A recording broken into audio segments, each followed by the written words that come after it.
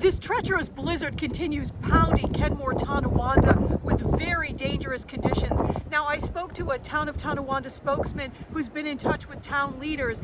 He told me that right now, if you need to be at a warming center, the Hoover Middle Elementary is open for residents if they need to go there. You can get in from off of Sheridan Drive.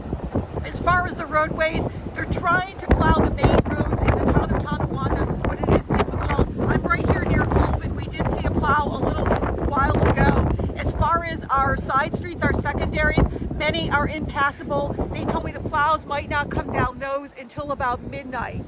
As far as what else is happening in the town of Tonawanda, those plows, they've had at least 10 plows stuck in the town of Tonawanda as well. I was told, and I asked if there's been any deaths reported. They said so far, unfortunately, according to the police chief in the town of Tonawanda, and I was also told that right now emergency calls have remained low. But please, please stay inside if you can, and if you can get to that warming shelter, if you have no heat and power, that is an option for residents. In Kenmore, Eileen Buckley, 7 News.